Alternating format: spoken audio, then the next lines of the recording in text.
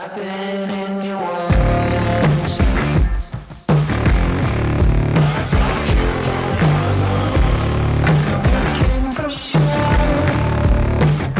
Hey guys, this is Dr. Michael Ray. I'm a Barbell Medicine pain and rehab clinician.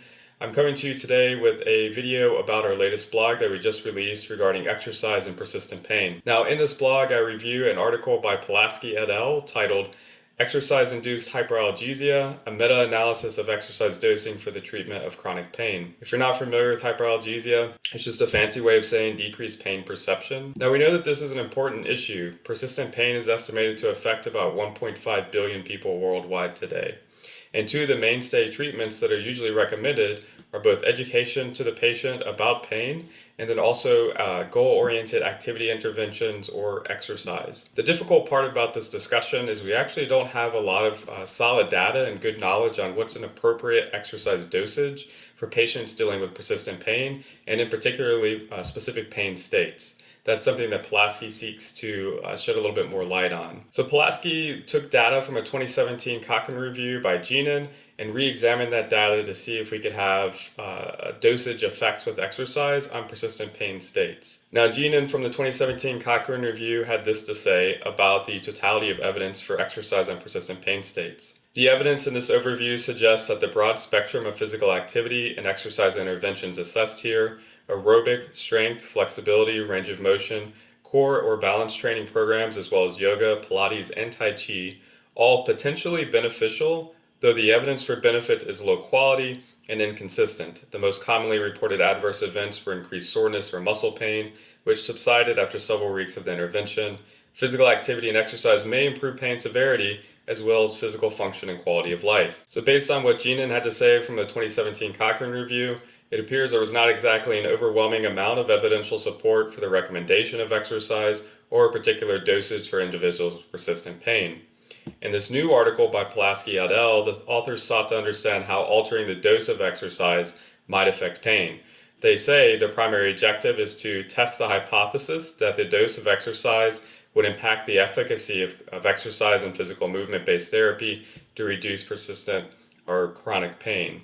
For this new review, Pulaski et al. Decided to utilize randomized controlled trials from the 2017 Cochrane review that included adult patients 18 years or older, chronic non-cancer pain defined as greater than 3 months in duration, and it is a meta-analysis reporting post-intervention effect sizes for pain.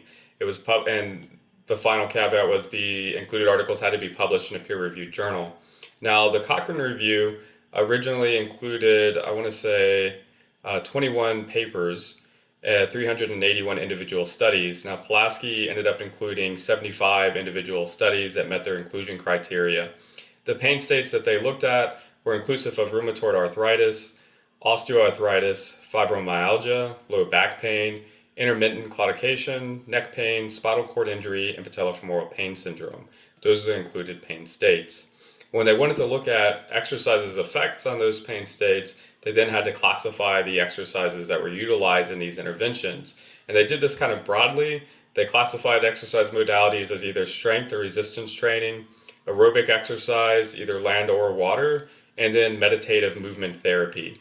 Now, they further subdivided from these broad categories into things like walking, jogging, Pilates, Tai Chi, motor control exercises, range of motion, flexibility exercises, aquatic aerobics, resistance training, and land aerobic exercise. They talk about that a lot more in the article, which I definitely recommend reading. So once the authors categorized the exercise interventions, they needed to then classify the exercise dosage for each exercise intervention to look at its effect on the pain states particularly.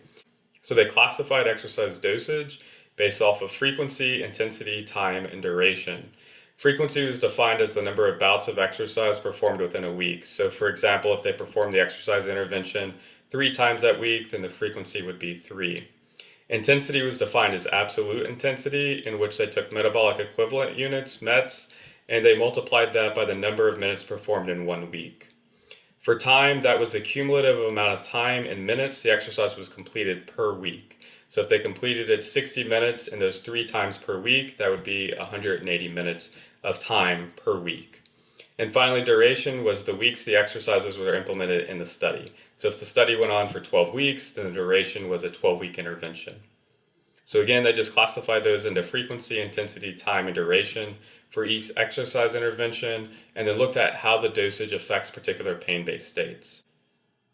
So overall, the authors state that they found that most of the studies included in this review demonstrated some positive benefits of exercise on pain outcomes. That was 69 of the 75 included studies, of which 30 were statistically significant.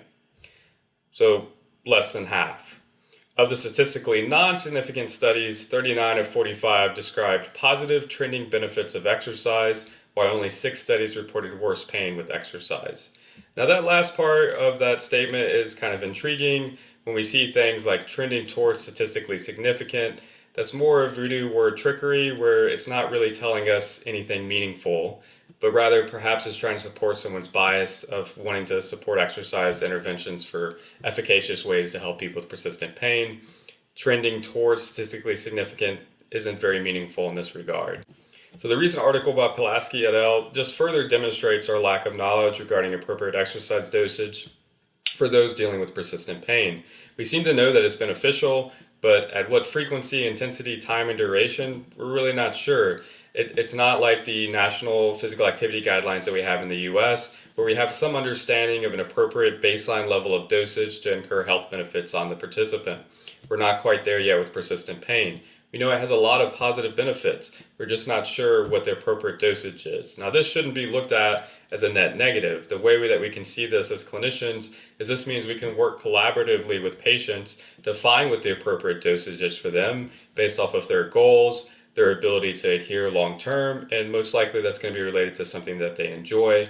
And then finally, looking at their prior training history. All of those could culminate into getting together some type of what I would prefer to call movement activity or goal-directed movement activity that they can utilize to work through the issue they're currently dealing with. And then maybe if we can get buy-in long-term for all the other positive physiological adaptations from exercise, then we get something that they want to do long-term throughout life, even with the understanding that maybe their interests change.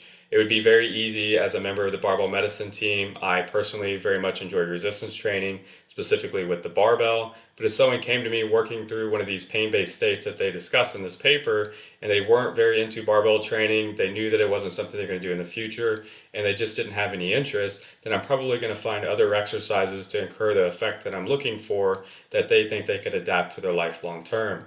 We know exercise adaptation's on a spectrum.